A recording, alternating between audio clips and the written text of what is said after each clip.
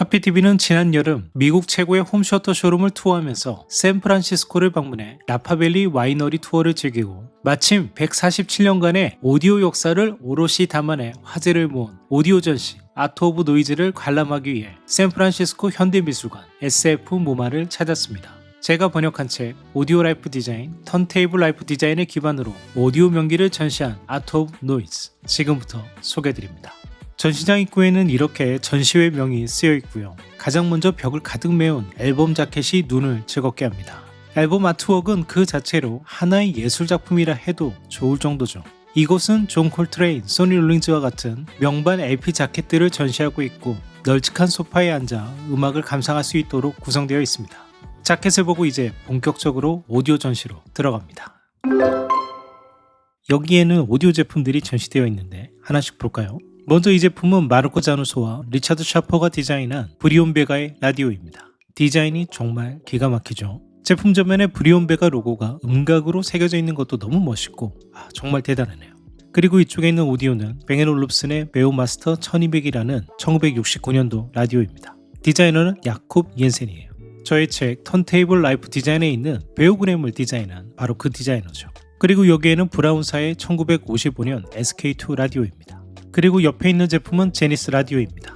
제니스가 1950년 이전에 정말 기가 막힌 라디오를 많이 만들었는데 이 제품을 디자인한 디자이너가 바로 임스 부부입니다. 이거 굉장히 찾기 힘든 모델인데 여기서는 이렇게 실물을 볼 수 있네요. 인클로저를 원목으로 제작했고요. 원목을 부드럽게 가공했고 여기에 스피커 그릴들이 있고 이 부분은 주파수를 맞추는 거겠죠. 그리고 여기에 제니스 로고가 각인되어 있습니다. 이 제품 굉장히 보기 힘든 제품인데 1946년에 나왔던 라디오입니다. 임스가 나중에 스피커 디자인을 하죠. 그 전에 이렇게 라디오를 디자인했던 적이 있습니다. 이 제품은 1938년 제니스 콘솔 라디오입니다. 이때가 라디오의 최고 전성시대고요. 나무 마감도 끝내줍니다. 지금은 도저히 구할 수 없는 나무 퀄러티입니다. 그리고 여기 주파수가 보이는데 그 당시에는 플라스틱이 없었기 때문에 소재가 아마도 베이클라이트인 것 같습니다. 이것도 마감이 너무 좋네요. 노브 디자인한 것 좀 보세요. 노브 마감도 기가 막히죠. 1938년도에 우리의 조상들은 이런 라디오를 즐기셨다는 걸 알 수 있을 겁니다.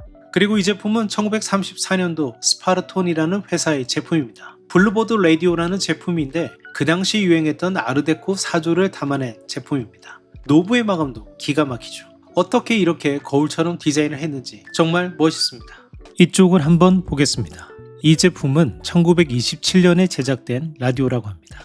이집트에 있는 벽화 같은 느낌을 주는, 그리고 라디오 주파수 노브는 30년대랑 20년대가 이렇게 큰 차이를 보이네요. 20년대에는 라디오가 첫 보급되기 시작할 시점이었거든요. 그 당시에 라디오는 이랬다라는 걸 보여주는 것 같습니다. 그리고 이 제품은 1924년도에 출시된 모델 10이라는 라디오와 모델 H 혼 스피커입니다. 노브가 이렇게 밖으로 노출되어 있는 형태네요. 앰프부도 이렇게 그대로 드러나 있고요. 아마 진공관 앰프의 초기 형태라고 할 수 있을 것 같습니다.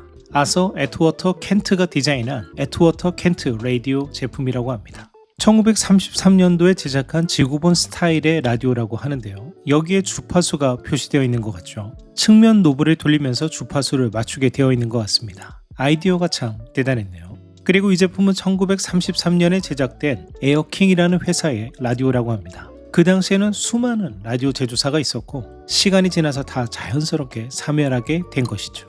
그리고 여기 있는 제품은 영국 에코사의 AC74 라디오라고 합니다. 1933년 제품이고요. 확실히 뒤에 있던 미국 제품하고 영국 제품은 디자인이 또 다르네요. 그리고 1940년대에 들어 드디어 플라스틱 소재가 처음 도입되어 컬러풀한 제품이 출시되기 시작했습니다. 기존의 목재 라디오와는 다른 새로운 시대가 열렸다는 걸 보여줬던 것 같아요. 크기도 좀 더 컴팩트해지고 디자인이 굉장히 유니크하네요. 페이다사의 모델 115 라디오라는 제품입니다. 이 제품은 이머슨이라는 회사의 제품이고요. 1940년대 플라스틱을 쓴 라디오라고 합니다. 그리고 이 제품은 아마 트랜지스터를 써서 이렇게 작아지지 않았을까 싶은데요. 1955년에 CBS 콜롬비아에서 내놓았던 라디오라고 합니다. 저기 뒤에 있는 제품은 1959년 부시 라디오라고 하는 영국 라디오 회사에서 만든 플라스틱 소재의 라디오 제품이고요. 이 제품이 1967년에 소니가 내놓았던 트랜지스터 포터블 라디오인 것 같습니다. 디자인이 정말 기가 막히죠. 이때가 소니의 전성시대입니다. 소니가 1968년도에 소니 트리니트론 TV를 내놓잖아요. 그들의 전성시대를 보여주는 것 같습니다. 그리고 이 제품은 에티엔 페르미지에가 디자인한 1968년의 라디오라고 해요. 굉장히 콤팩트하면서도 예쁘네요. 그리고 이 제품은 브리온베가 라디오입니다. 브리온베가가 이제 플라스틱을 이용해서 만든 제품인데 버튼 마감도 훌륭하고 브리온베가는 정말 대단하죠. 이탈리아 디자인의 표본이라 할 수 있을 것 같습니다. 1968년도에 발매한 FD1101이라는 라디오입니다. 그리고 이곳에는 파나소닉 라디오를 전시하고 있고요. 이 두 제품이 같은 제품입니다. 오른쪽 노란 색상은 접었을 때, 왼쪽 빨간 색상은 펼쳤을 때 이런 형태가 되는 라디오라고 합니다. 여기서 주파수를 맞추게 되어 있고요. 1971년도에 파나소닉이 사용법을 알려주는 영상도 있습니다. 일본 기업이 이렇게 잘 만들던 시절이 있었습니다. 참고로 파나소닉은 1965년도에 해외 수출을 위해서 테크닉스라는 오디오 브랜드를 탄생시키게 되죠. 그리고 1970년도에 소니 라디오입니다. 디자인이 기가 막히죠. 보이시나요? 이렇게 콤팩트한데 이렇게 멋진 디자인 정말 대단합니다. 당시 일본 산업이 얼마나 성숙했는지를 보여주는 제품이라 할 수 있을 것 같습니다. 이 제품도 1974년에 사뇨에서 출시한 라디오라고 합니다. 이 제품은 1970년대 제품인데요. 이 디자인 많이 보셨을 거예요. 브리온베가의 라디오 대표작이죠. 마르코 자누소와 리차드 셰퍼가 디자인한 브리온베가의 포터블 라디오입니다. 이 제품은 필립스탁이 디자인한 라디오입니다. 1995년도에 출시했네요. 톰슨과 렉슨 브랜드로 내놨던 필립스탁의 라디오입니다. 옆에서도 한번 보여드릴게요.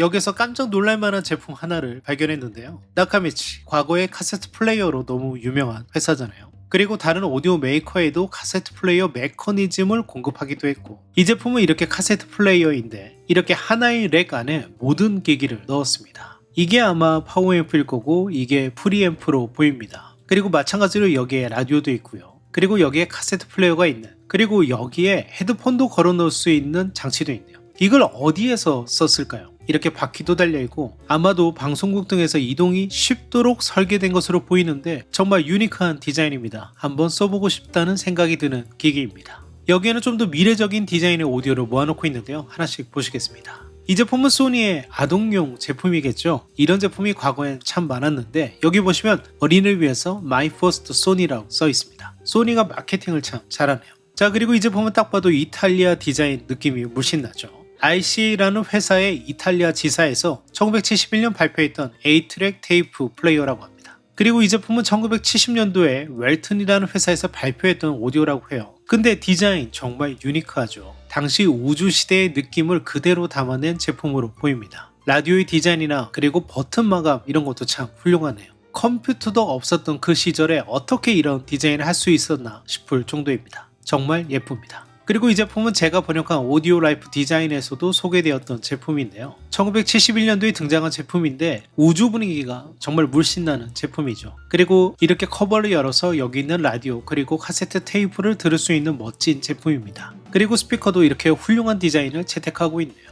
여기는 카세트 테이프의 모습인데 일단 한번 비교를 해보겠습니다. 여기 보시는 것처럼 야마하의 카세트 데크인데 마리노 벨리나는 디자이너가 설계한 제품인데 디자인은 굉장히 일본 제품스럽죠. 디자인이 무척 아름답지는 않지만 그래도 정교하고 기능적으로 충실할 거라는 이미지를 주는 디자인입니다. 그런데 이런 제품이 이탈리아로 오면 어떻게 달라질까요?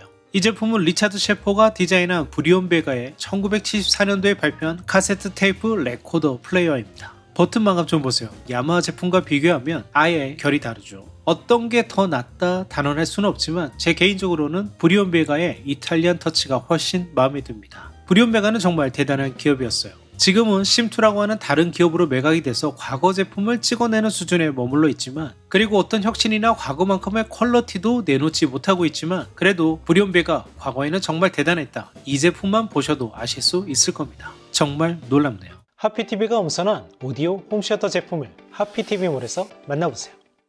그리고 여기에는 시대를 혁신했던 포터블 오디오를 소개하고 있습니다. 저도 많이 갖고 있던 모델들이라 설레기 시작합니다. 이 제품은 1979년 소니가 발표한 최초의 워크맨 TPS L2입니다. 그리고 헤드폰이고요. 그때는 소니가 오픈형 헤드폰 기술이 없어서 소니가 제나이저의 기술을 라이센스에 썼습니다. 옆에 있는 모델은 디스크맨, CD를 포터블로 재생할 수 있던 워크맨이었던 거죠. 89년도였나요? 그때 디스크맨 처음 사서 CD를 이동하면서 들을 수 있어서 너무나 벅차했던 기억이 나네요. 그리고 이 제품은 제가 대학교를 다닐 때 열심히 가지고 다녔던 MD 플레이어가 전시되어 있네요. 그리고 이 제품은 디자이너 버지라블로가 디자인한 티네이저 엔지니어링 오디오입니다. 그리고 여기에는 애플의 아이팟 모델들을 전시하고 있고요. 사진상으로는 이게 1세대인가요? 2세대인가요? 두께를 봐서는 초대 모델 같다는 생각도 드네요. 저도 이 모델들 가지고 있었는데 갑자기 보기만 해도 기분이 좋아지네요. 그리고 여기에 있는 제품들은 플라스틱 라디오들인데요. 왼쪽에 있는 리젠시 TR1 라디오를 제외하면 여기 있는 새 모델들은 디터람스의 손길을 거친 브라운의 포터블 라디오들입니다. 그리고 1950년대 중후반부터 트랜지스터 라디오가 소니를 시작으로 쏟아져 나오는데 그때 브라운에서도 트랜지스터를 사용한 포터블 라디오들을 이렇게 내놨습니다. 이곳에는 블루투스 스피커랑 이어폰들을 몇 개 전시하고 있습니다. 이 제품은 여러분들 잘 아시는 뱅앤올룹슨 A8 이어폰이고요. 이 제품은 야마하의 YH1이라는 1978년도에 출시한 헤드폰이고 이 제품은 뱅앤올룹슨의 야콥 옌센이 1978년도에 디자인한 U70이라는 헤드폰입니다. 디자인이 약간 우주적이죠. 그리고 여기 있는 제품은 파나소닉이 1969년도에 발표한 헤드폰 라디오입니다. 헤드폰 안에 라디오가 들어가 있는 거죠. 그리고 여기에 조작 버튼이 위치하고 있고 제가 어렸을 때 어머니께서 일본에서 라디오가 달린 모자를 사다 주신 적이 있는데 그런 제품과 비슷한 제품으로 보입니다. 그리고 이 제품은 위에 헤드가 굉장히 특이하죠. 브라운이 디자인한 1967년도에 발표한 KH1000이라는 헤드폰입니다. 그 당시만 해도 인체공학적 착용감이 편리한 헤드폰이란 개념은 적었던 것 같습니다. 이제부터는 1970년대 말에서 80년대에 힙합이 태동하게 된 배경이 된 제품들을 보여주고 있는데요. 먼저 보시는 제품은 테크닉스 SL1200 마크2 턴테이블입니다. SL1200이 다이렉트 드라이브 방식이라서 디제잉에 최적화되어 있다 할 수 있는데요. 이 제품은 오히려 DJ 요구들을 적극 반영해서 만들어낸 제품입니다. SL1200 마크2 그리고 SL1200 마크2 이렇게 디제잉을 할 때는 믹서를 가운데 두고 두 대의 턴테이블을 가지고 디제잉을 하게 되는데 그대로 이렇게 전시하고 있고요. 여기에는 그 당시에 DJ들이 즐겨 썼던 보자기라고 하는 믹서이고요. 그리고 외에는 붐박스인데요. 주로 힙합 음악을 즐기는 팬들이 거리에서 이걸 들고 다니면서 음악도 틀고 그리고 춤도 췄었잖아요. 그게 바로 붐박스인데 이 제품은 JVC가 만들었던 붐박스입니다. 저도 80년대에는 이런 붐박스 비슷한 제품으로 제 방에서 음악을 들었던 기억이 납니다. 그리고 이 제품은 저도 처음 보는 제품인데요. 샤프에서 나온 붐박스인데 무려 턴테이블을 내장한 붐박스입니다. 그러니까 길거리에 이걸 가지고 나가서 LP로도 음악을 들을 수도 있고 여기 보시면 카세트 테이프로도 음악을 들을 수 있었던 거죠. 물론 라디오도 있고요. 정말 대단한 모델이네요. 그리고 여기에는 주크박스랑 하이엔드 오디오 몇 모델을 전시하고 있는데요. 아까부터 말씀드리고 싶었는데 제가 이 턴테이블 보면서 확신했습니다. 이 전시회의 기획자는 제가 번역한 책 오디오 라이프 디자인과 턴테이블 라이프 디자인을 적극 참고했다는 것을 확신했어요. 다빈치 오디오 훌륭한 제품이긴 한데 이 제품이 하이엔드 오디오, 하이엔드 턴테이블 대표할 만한 제품은 아니거든요.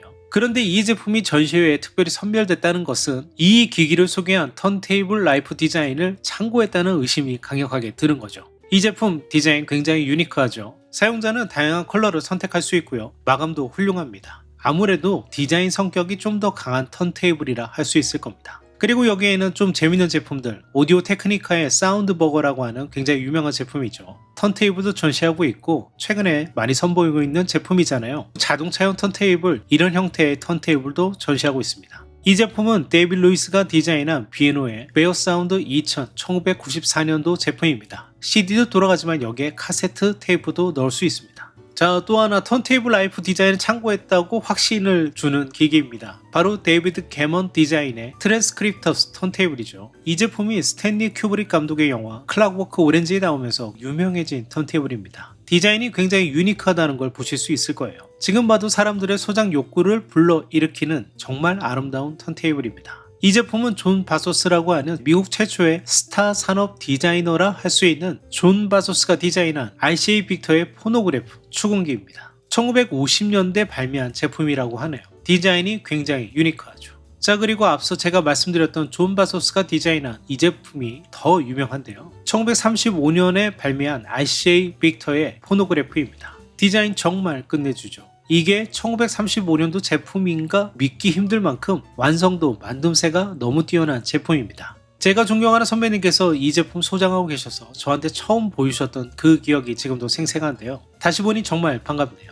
디자인이 끝내주는 아름다운 제품입니다. 이 제품도 제 책 턴테이블 라이프 디자인에서 소개하고 있습니다. 그리고 여기에는 토마스 에디슨의 축음기 실린더형 포노그래프 1912년도에 생산된 제품이라고 합니다. 이렇게 나팔 형태의 홈스피커인데 1912년도 제품이라고 하기에는 이런 서스펜션 구조도 가지고 있고 만듦새가 대단히 훌륭하네요. 당시에는 이런 축음기 하나 가지려면 어마어마한 비용을 지불해야 했다고 합니다. 가까이서도 한번 보여드릴게요. 만듦새도 훌륭하네요. 이 제품은 1947년도에 당시 주크박스 문화를 대변하는 바로 그 주크박스입니다.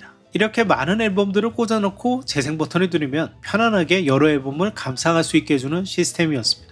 이쪽에는 비에노의 대표작이죠. 데이빗 루이스가 디자인한 베어 사운드 9000. 이 제품은 1990년대에서 2000년대 초반까지 집에 이 오디오를 갖다 놓는 게 부의 상징이었던 시절입니다. 그래서 거실에 샤넬이다 이런 별칭이 있었죠. 그리고 이곳에는 올인원 오디오들을 소개하고 있는데요. 가장 먼저 브리온 베가 제품 빼놓을 수 없죠. 현재 국내에서도 인기 있는 모델인데 디자인이 그 당시에도 너무 훌륭했기 때문에 지금도 먹히는 거죠. 그렇지만 눈썰미가 좋은 분들 보시면 아시겠지만 최근에 나온 복원 모델들은 만듦새가 오리지널만큼은 뛰어나지 못합니다. 여기 보시는 외관의 마감이나 이런 것들, 목재, 마감, 턴테이블 구조들, 오리지널과 현재 판매되고 있는 제품은 적지 않은 차이가 있다. 이렇게 알아두시면 좋을 것 같습니다. 여기에는 비에노가 만들어낸 베어 시스템 5500 시스템입니다. 1980년대 제품이고요. 야콥 옌센이 디자인했습니다. 여러분 리모컨 한번 보세요. 디자인 정말 훌륭하죠. 비에노는 소리가 나쁘다 비난할 수는 있어도 디자인이 나쁘다고는 절대 비난할 순 없을 겁니다. 이 버튼 마감 보세요. 안에 파여있는 곡선들. 마감이 정말 훌륭하죠. 여기에는 턴테이블하고 제품들이 쌓여있네요. 너무 잘 만든, 지금 봐도 만듦새는 정말 기가 막히다 이런 생각이 듭니다. 자, 이 제품은 하르트무트 에슬링거가 디자인했는데요. 사실 스티브 잡스는 디터람스를 좋아하지 않았습니다. 스티브 잡스가 사랑한 디자이너는 하르트무트 에슬링거였고 그와 함께 애플의 제품들 그리고 새로 창업한 넥스트까지 모두 하르트무트 에슬링거가 디자인했습니다. 바로 그 에슬링거가 디자인했던 오디오가 베가의 오디오입니다. 이 베가는 이후에 소니에 인수되게 돼서 에슬링거는 소니의 트리니트론 TV와 오디오까지 디자인하게 됩니다. 이 제품은 1976년에 나온 베가의 사운드 시스템인데 올인원 제품이네요.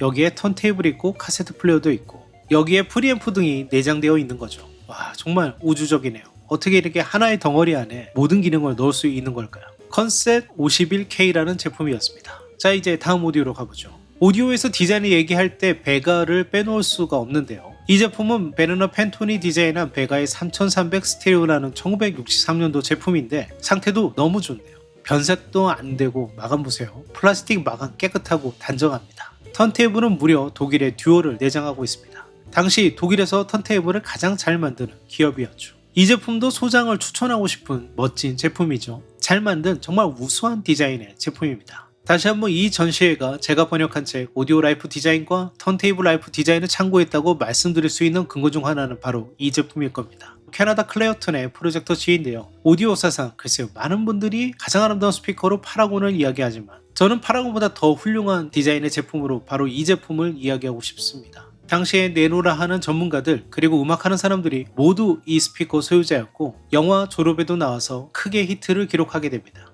일단 나무 재질부터 보세요. 클레어턴은 원래 캐나다의 브라운 오디오 디스트리뷰터였습니다. 그런데 브라운보다 더 훌륭한 디자인의 제품을 직접 만들고 싶어 했던 거죠. 당시만 해도 미국, 캐나다는 유럽의 디자인에서 뒤처져 있었기 때문에 클레어턴은 북유럽 가구 같은 오디오를 만들고 싶었습니다. 그래서 여기 보시면 북유럽 가구에서 볼 수 있는 로즈우드 재질의 캐비넷을 갖추고 이 안에 오디오를 넣었습니다. 앰프가 여기 들어있고 이쪽에 일락 턴테이블이 들어가 있습니다. 그리고 LP를 꽂을 수 있는 이 벨벳 마감 보세요. 정말 훌륭하지 않나요? 그리고 스피커는 아름다운 구의 형태로 되어 있고 마감이 너무 아름답습니다. 레그도 정말 매끈한 잘 만들어진 금속으로 레그를 처리하고 있죠. 마감이 너무너무 훌륭합니다. 저는 이 제품을 제가 존경하는 선배님이 인테리어 디자이너 마영본 선배님께서 가지고 계셔서 저에게 알려주신 제품인데 이 제품이 공교롭게도 제가 번역한 오디오 라이프 디자인에도 소개가 되었고 이 전시회에서도 볼 수가 있네요. 저는 이번 전시회에서 가장 인상적인 제품 2개를 꼽으라면 이 클레어톤 프로젝터 G와 그리고 저기 보이는 임스의 E4 스피커를 꼽도록 하겠습니다.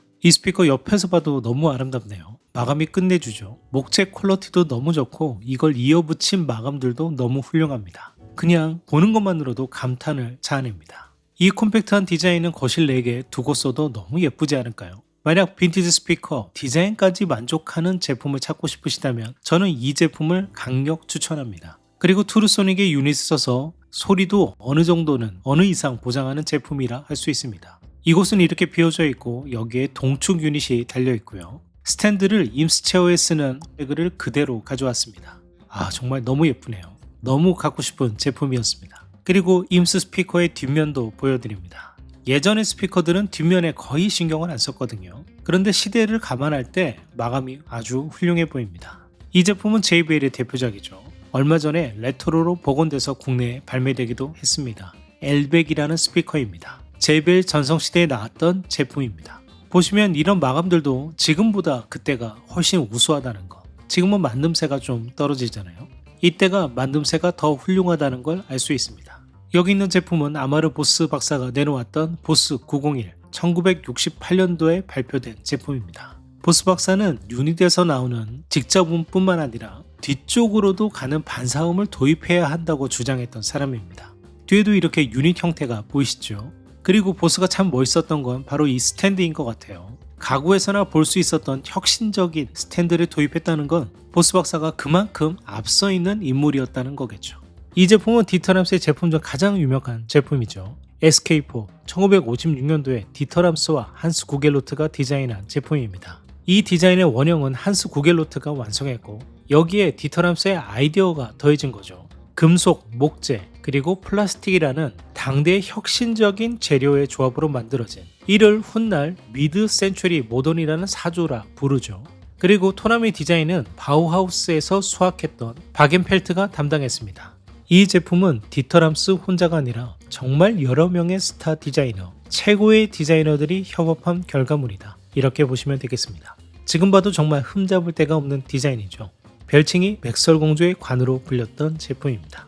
이 제품은 브라운의 엘리원 스피커이고요. 디터람스가 디자인을 했고 이 제품이 나중에 애플의 아이맥에 영감을 준 걸로 알려져 있습니다. 이쪽에서 보시면 옆에 약간 이렇게 틸트 되어 있는 게 바로 그 때문인데요. 이 틸트는 디터람스의 아이디어는 아니고요. 이 제품이 원래 쿼드의 스피커를 그냥 그대로 가져와서 인클로저만 디자인만 바꾼 겁니다. 쿼드의 디자인을 그냥 가져온 것이기 때문에 저 각도는 사실 쿼드의 것이라 할 수 있는 겁니다. 디터람스가 한 건 목재 디자인을 금속으로 바꾸었다 이 정도로 이야기할 수 있을 것 같아요. 이 제품도 디터람스의 미니멀적인 디자인이 잘 나타난 제품이라 할 수 있습니다. 1961년에 발표한 T52 라디오입니다. 대단히 심플하고 잘 만들어진 완성도 높은 디자인입니다. 이 제품은 RT20이라고 하는 라디오인데 1961년에 발표한 제품입니다. 목재에다 아크릴을 쓰고 금속을 대서 여기 버튼들 마감 한번 보세요. 정말 잘 만들었죠. 이곳은 턴테이블이 전시되어 있는데요. 주로 디터람스 제품들이 많이 전시되어 있습니다. 여기 보시면 디터람스가 1962년에 발표했던 오디오 1이라는 제품이고요. 여기에 턴테이블이 있고 라디오가 같이 있는 제품으로 보이고 브라운의 특징이라 할 수 있죠. 투명 아크릴이 여기에 붙어 있는 것을 확인할 수 있습니다. 그리고 이 제품은 디터람스가 바우하우스 후예들이 다 떠난 1960년대부터 브라운에서 놀라운 제품을 만들어내지 못합니다. 브라운이 질레트로 오너가 바뀐 영향도 있는데요. 그래서 디터람스가 질레트와 관계가 나빠지면서 좋은 디자인을 내지 못하고 외주 활동이라든가 외부 활동들을 좀 지속하게 되는데 디터람스가 마지막에 가장 잘한 대표작으로 꼽히는 제품이 바로 이 아틀리에인데요.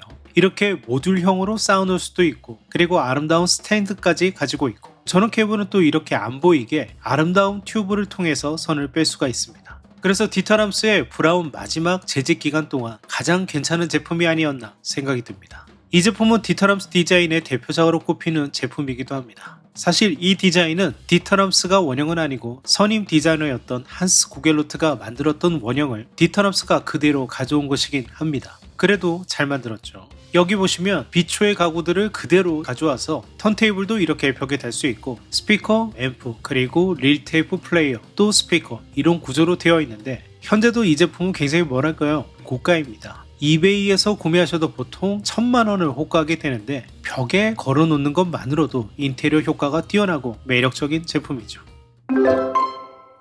그리고 전시장 끝에는 이렇게 거대한 리스닝 룸이 꾸려져 있었습니다. 사람들은 널찍한 공간에 앉아 몇 시간이고 편안하게 음악을 감상할 수 있었는데요. 이곳의 오디오는 데본 텀블이 맡았습니다. 패션 디자이너 버블 아질로의 친구이자 스피커 조각가로 명성을 얻고 있는 데본 텀블의 시스템으로 가득 차 있었습니다. 그가 제작한 스피커 그리고 그가 선택한 빈티지 턴테이블 릴테이프 데크로 채워져 있었는데요. 그렇다면 음은 어땠을까요? 음은 기대 이하였습니다. 그의 뉴욕 스튜디오에서나 국내에서 만난 그의 시스템 또한 한 번도 음은 만족한 적이 없습니다. 데본 텀블의 작품은 음보다는 디자인에 중점을 두기 때문이겠죠. 하지만 오디오씬에서 새로운 활력을 불어넣고 있는 데본 텀블의 이야기는 별도의 영상으로 소개해드리겠습니다. 국내 독점으로 소개해드린 아트 오브 노이즈 전시 어떠셨나요? 국내도 이렇게 오디오 역사를 소개할 수 있는 전시회 혹은 전용 공간이 생겼으면 하는 바람을 가져봅니다. 앞으로 이어질 하피TV의 해외 오디오 투어 영상 많이 기대해주세요. 지금까지 하피TV였습니다. 감사합니다.